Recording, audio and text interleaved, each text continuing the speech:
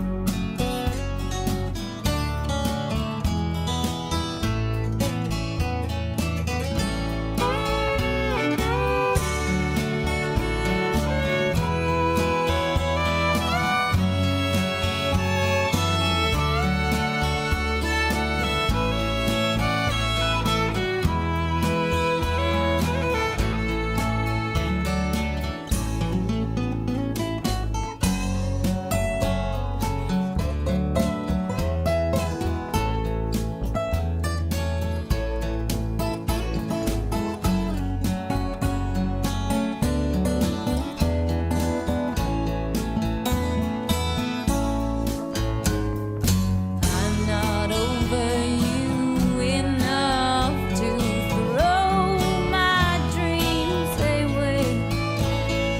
Problem is, I love you more and more each day. I call you on the phone every night about this time. I've been feeling so alone.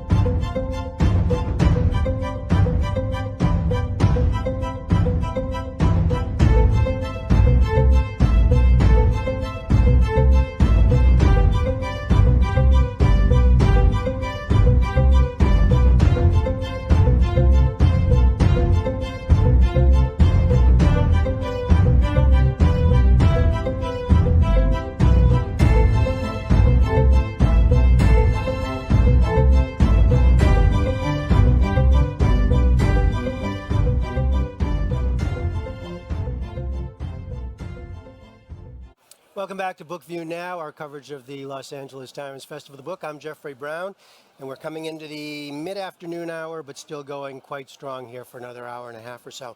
I'm joined now by two authors. Tom Bissell is the author of Apostle, Travels Among the Tombs of the 12, and Susan Jacoby, Strange Gods, A Secular History of Conversion. So what's your starting point? What were you after? I decided after writing a doomed novel about one of the apostles, John, I spent 5 years writing that I was so interested in the idea of apostolic remains being places that people still go to today. Yes, absolutely. Yeah. And that there are these places all over the world, and sometimes very surprising places, that a very interesting travel book could be written by going to these places and hanging out at them, seeing who goes there, talking to custodians who own them, and then trying to tell the very complicated story of early Christianity and the growth of Christian belief through these 12 places. Was there a sense that these apostles who are so known in one way are not really known? Is it? Most Christians who are not as familiar with their Bibles as they should be Yeah. assume that there's tons of information about the apostles in the New Testament. In fact, there's very little. And Yeah. one of the great mysteries of early Christianity is that Jesus' 12 chosen followers left apparently so little a mark on the origins of the faith. And so these places oftentimes come about because some ambitious bishop in the 6th or 7th or 8th century discovered the bones of Thomas here or Matthew here. And so I think most of these churches began as a way to entice, for lack of a better term, tourists to come and visit these churches. It was a surefire way to ensure that your church was a commonly visited place, which was to have a lot of relics.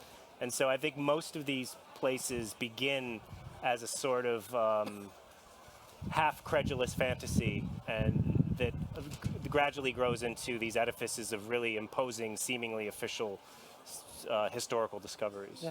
And in my view, the only possible apostolic reliquary that has the faintest chance of actually being based on something real is probably Peter's, which they can date the remains of an ancient red wall that they found underneath the Vatican, rediscovered in the 40s. They're pretty certain, the best they can say is that people in the 2nd century thought this is Peter was buried. And so that's pretty old, and that's, you know, roughly 100 years after Peter would have been buried there. So I think the only one that has, you know, a cat's chance in hell of being actual is Peter's. The rest, I think, So your approach is travel and research. Yes. Yeah. What did you find? I mean, you were talking about how in studying the apostles and going back to see their history, you're learning something about the early church, right? Were there surprises for you? Something that I think you hadn't expected? the biggest revolution in New Testament studies in the last 100 years, definitely the last 50 years, has been the extent to which scholars have stopped viewing Paul as divorced from the Jewishness of the 1st century. I think most serious scholars have moved completely away from the fact that there was such a thing as Gentile Christianity right away after Jesus's sojourn on this earth, and the prolongedness and the difficulty of the break from Jewish Christianity to Gentile Christianity, which is in the New Testament, sort of between the lines. When you read the text closely, you can see it. And the early church evangelists did their best to paper over some of that trauma. But the extent to which that break was difficult and resisted and prolonged, and how much it, you know, really messed up subsequent history.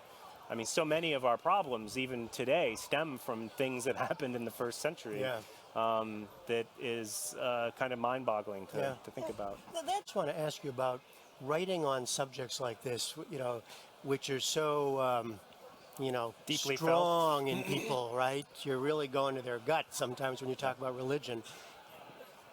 What is that? How do you cope with that? How do you deal with that? How do you approach it? So I thought I wrote a very sympathetic account of these things, and I don't really have any overt hostility to religion except in its most sort of virulent fundamentalist form.